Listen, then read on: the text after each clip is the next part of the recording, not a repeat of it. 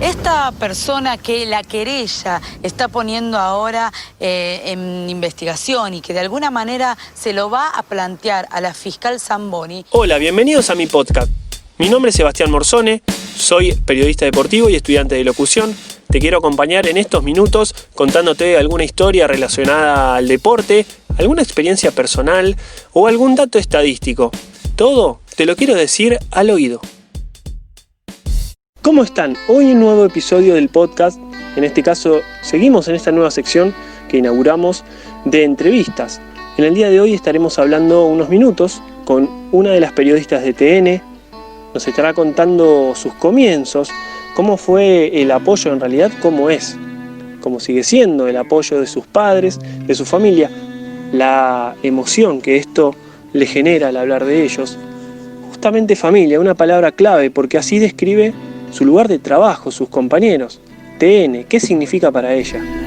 ¿Cómo fue haber recorrido más de 12.000 kilómetros en plena pandemia, en plena cuarentena, junto con un grupo de trabajo que la acompañó durante muchos meses? Un 2020 que comenzó nada más ni nada menos que con la cobertura de uno de los casos más sangrientos de la Argentina, como es el asesinato de Fernando Báez Sosa. Estaremos hablando con Paula Bernini. ¿Qué sensaciones tiene acerca del periodismo? Esto y mucho más, a continuación, al oído.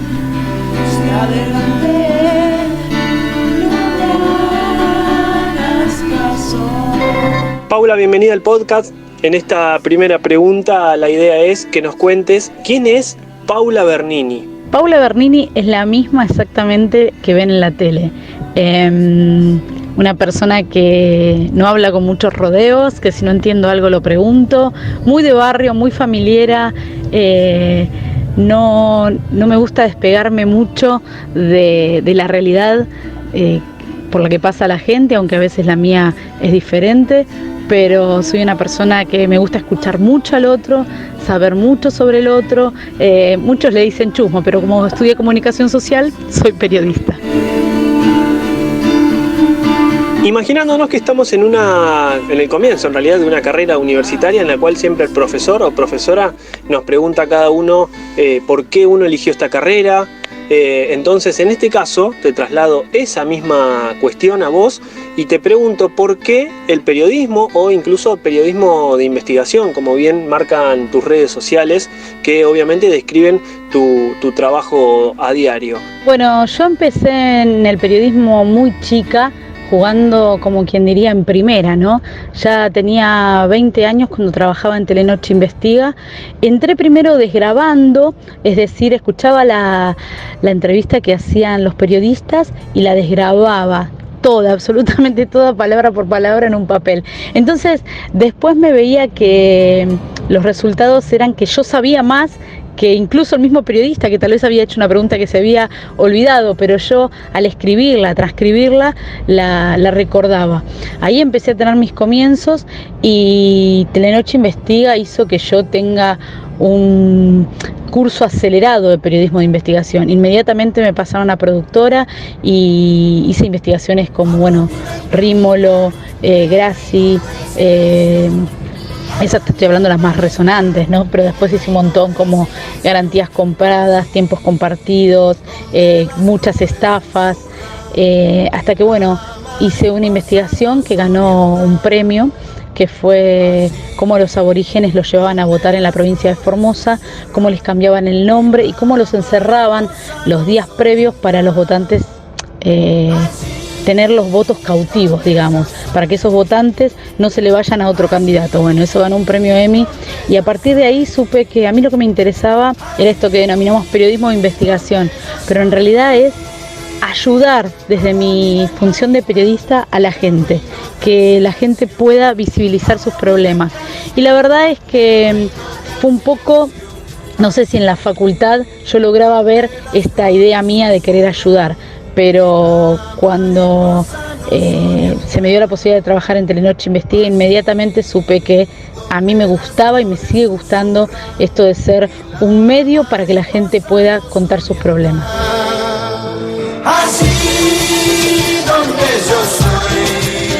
Yo si tengo que hablar de mi familia, tengo que hablar de incondicionalidad. Más allá del amor que siempre me dieron, la incondicionalidad, el apoyo a todo lo que yo hago, incluso a cosas que tal vez no están de acuerdo o les da miedo, siempre es: cuídate, hija, por favor, estate atenta, no será peligroso esto o aquello, pero jamás me dijeron no lo hagas, jamás. Primero agradecerles que me hayan dado la posibilidad de estudiar, ¿no? En una familia donde la plata nunca fue algo que sobraba, nunca jamás me metieron la presión de salir a trabajar, sino que lo que querían era que yo me reciba, que yo termine de estudiar. Así que eso hizo que yo pueda estudiar tranquila, que hoy es muchísimo. Y después, por supuesto, cuando entré al canal era muy chica, tenía 20 años y a mis viejos les daba muchísimo miedo muchas cosas que yo hacía, y siempre apoyándome, alentándome y empujándome, siempre empujándome, que eso es nada, que vayas para adelante, ¿no? Y ya lo vieron cuando llegué de este viaje de un país en cuarentena, con todos los miedos que tenían mis viejos, porque bueno, la policía no te dejaba entrar a tal o cual lugar o ir al baño, y yo estaba con 7 hombres en un motorhome, entonces era todos los días llamarme, preguntarme cómo estaba, si necesitaba algo. Hablo y te juro que me emociono, porque haber terminado ese viaje en la puerta de mi casa para mí fue todo, porque es el resumen de lo que yo soy como persona y como periodista. Sin mis viejos, sin mi familia, no soy nadie. Un país en cuarentena. De Ushuaia a La Quiaca, TN te muestra cómo se vive la cuarentena en los lugares más remotos de la Argentina.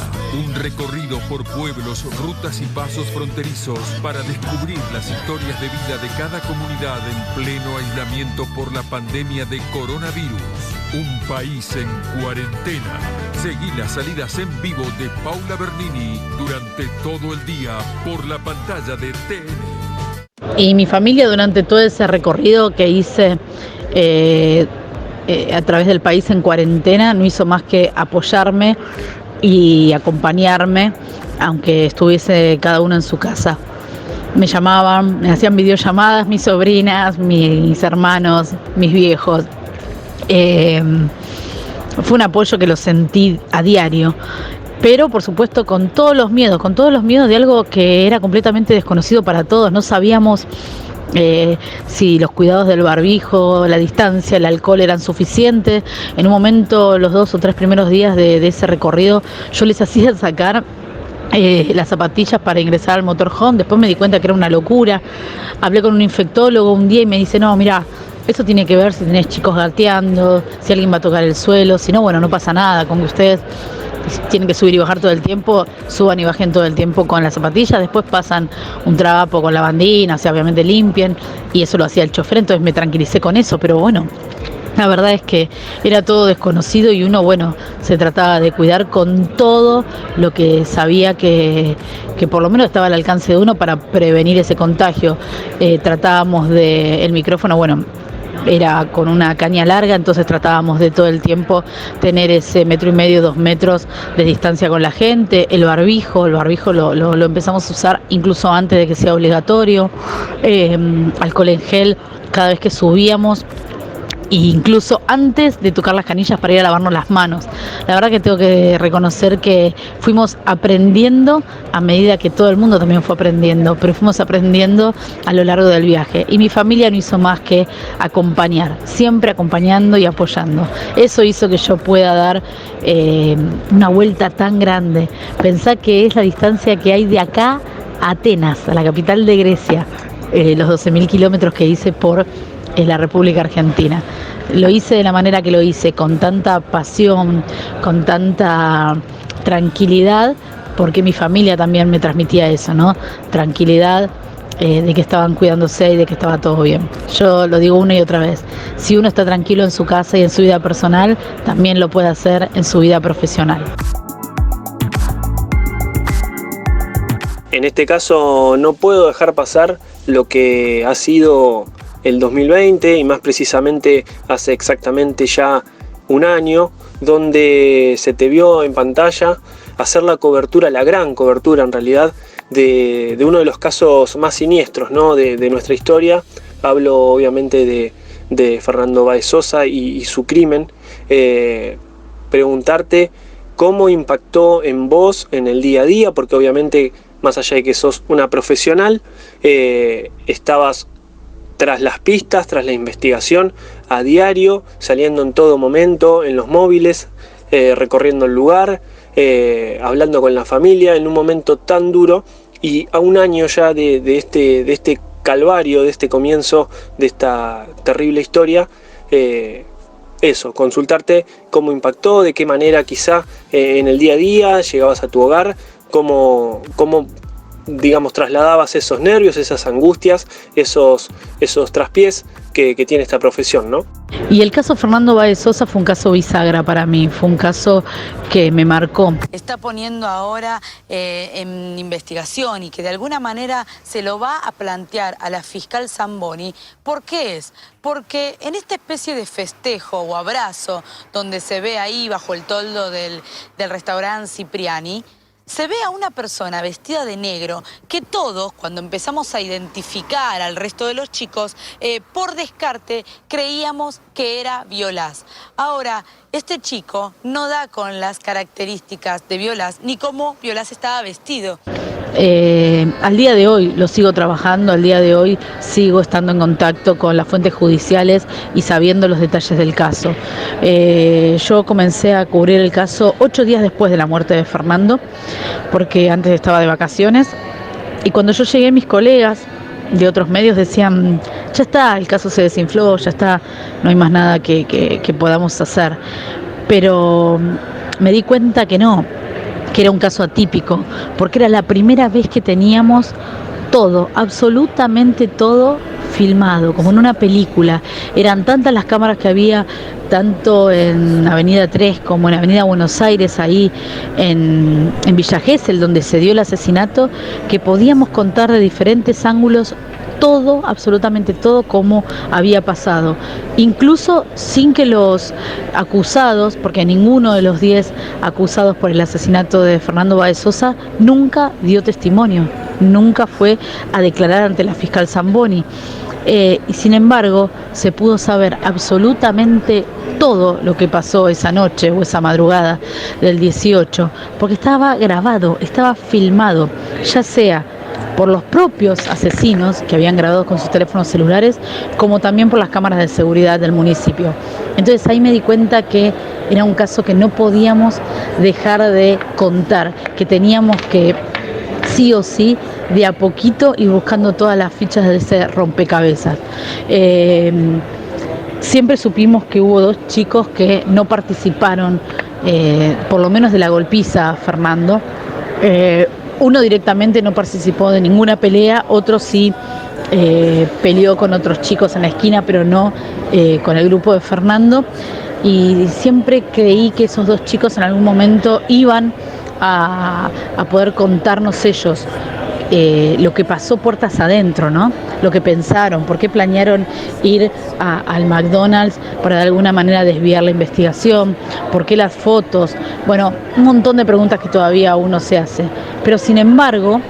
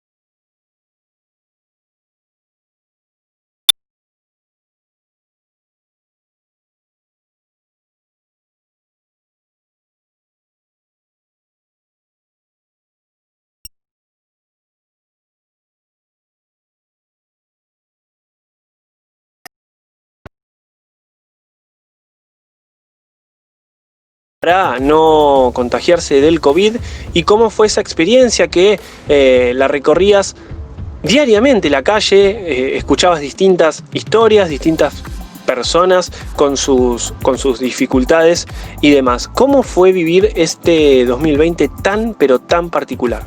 El 2020 para mí fue un año muy particular. Creo que para todo el mundo fue un año atípico, vivir en pandemia y el pueblo argentino en cuarentena, la cuarentena más larga del planeta, fue algo que nadie va a olvidar.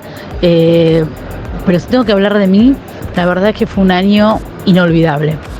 Un año que me tocó recorrer la Argentina. Mientras todo el mundo hacía la cuarentena en sus casas, a mí me tocó hacerla en un motorhome, en una casa rodante, recorriendo la mayor cantidad de provincias posibles y escuchando en cada provincia y en cada localidad a la gente cómo estaba llevando esa cuarentena. Pero por primera vez sentí que no podía cumplir la función del periodista de ser objetivo y alejarme del problema del otro, solamente escucharlo y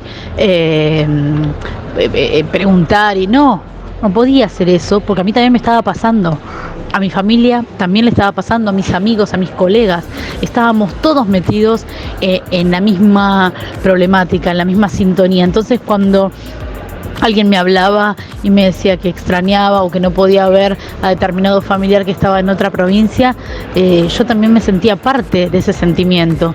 Y cuando alguien me decía que estaba enfermo y que se iba a morir, como me dijo un hombre en Puerto San Julián, se iba a morir de la enfermedad que tenía, pero que el coronavirus a él no lo iba a matar porque él se iba a quedar en su casa cuidándose, la verdad es que no podía dejar de lagrimear, de emocionarme.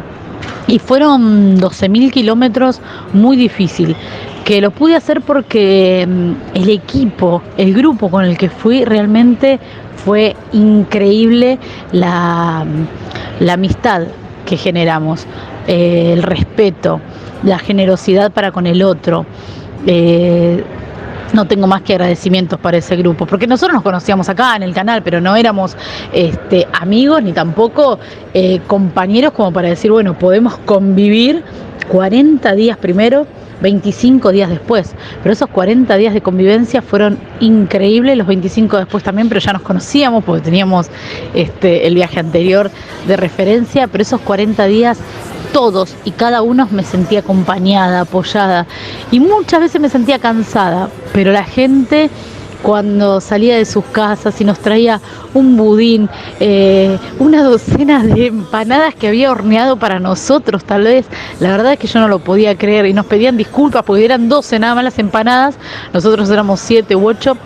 Me decía, pero no tenía más que un paquetito, pero bueno, te hice esto. La verdad que eso me llenó el alma. Así que me llevo una experiencia única en el cual me sentí una privilegiada. Tanto periodísticamente como personalmente, yo siento que este 2020 fui una elegida, una privilegiada, porque pude hacer ese recorrido por nuestro país y conocer lugares que siempre están repletos de gente, lugares populares, los pude ver completamente vacíos, pero también pude escuchar la historia de cada una de las personas que entrevisté y visibilizar, por lo menos en la pantalla de TN, un poquito de lo que sentían. No está bueno decirlo porque la verdad es que es mucha la gente que la pasó mal durante este 2020, pero para mí fue un buen año. Si hablo de Paula Bernini, tuve un buen año, tanto laboral como personal. Yo laboralmente, profesionalmente, pude hacer que el caso Fernando Báez Sosa se desgranara minuto a minuto y que la sociedad pueda saber la verdad de ese caso. Después me tocó recorrer el país en cuarentena y creo que fue la única persona en el mundo que hizo ese recorrido cuando toda la gente estaba metida en sus casas. Y por otro lado después me tocó mostrar esta Argentina partida, donde todos sufrían el no poder trasladarse de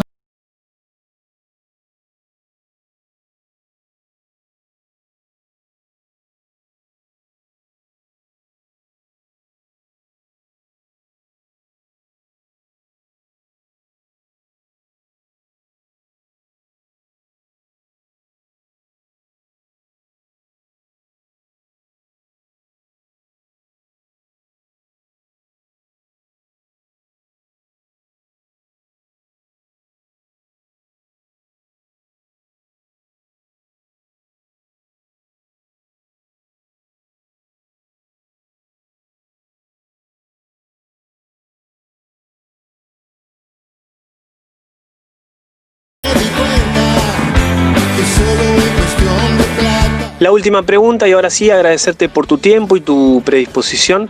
2 preguntas en una serían. Por un lado, ¿qué le dirías a esos chicos, a esas chicas que tienen en mente anotarse o no en periodismo, en investigación, en comunicación? ¿Qué consejo le darías? ¿Por qué sí elegir esa carrera?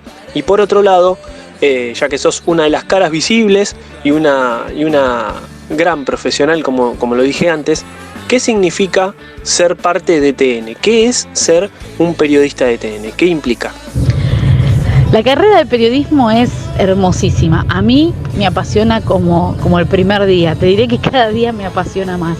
El periodismo te permite ponerte en diferentes lugares, conocer diferentes aristas, ¿no? de una misma noticia, y también abarcar diferentes disciplinas. Vos podés ser un periodista integral, pero también podés ser un periodista social, político, económico, judicial, de policiales, de economía, de espectáculos, de deportes. Es tan lindo el periodismo porque te permite saber un poquito de todo, y por supuesto si querés especializarte. Hay mucha gente que a veces se acerca y me dice: ¿ya estoy grande para estudiar periodismo? No, nadie está grande para estudiar periodismo. Siempre se puede estudiar periodismo. Y aunque no sea la carrera de la que vas a vivir o tu carrera madre, también puede ser una carrera anexa a abogacía, anexa a ciencias políticas, anexa a medicina. Nelson Castro es médico y estudió periodismo también. La verdad es que es una carrera que te permite un abanico de posibilidades increíbles. Y si te gusta, dale para adelante. Nunca dejes o dudes en estudiar periodismo. Y ser parte de TN es eso, ¿no? Es sentir el periodismo.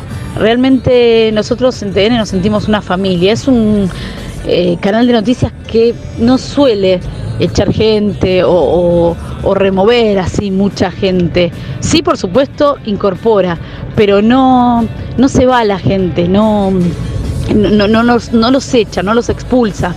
Entonces vos te ves trabajando con gente desde hace 20 años. Esos terminan siendo más que tus amigos, tu familia. Entonces vos estás en una nota en el exterior y sabés quién te está hablando al oído, sabés perfectamente quién te está poniendo al aire, qué camarógrafo te está tomando, y conocés su vida y conocés sus gustos. Entonces eso hace que puedas trabajar con una tranquilidad y un compañerismo que pocas veces lo he visto. Por otro lado, más allá de que muchas veces, obvio, siempre los canales tienen líneas editoriales, ya te digo que en TN, puertas adentro, se trabaja con absoluta libertad. Jamás nos dicen esto se dice, esto no se dice. A nosotros nos han dado muchísima libertad. Por supuesto que líneas editoriales hay siempre, pero libertad y compromiso en TN se vive, se respira. Esto fue todo por hoy en este episodio del podcast. Gracias por estar del otro lado. Recordá que si querés escuchar los episodios anteriores, podés suscribirte o incluso me podés buscar en las redes sociales, en YouTube, Seba Morzone, e incluso en Instagram como @SebaMorzone o en Twitter @SebaMorzone6. Gracias por estar del otro lado, espero seguir acompañándote. Nos escuchamos en el próximo episodio de Al Oído.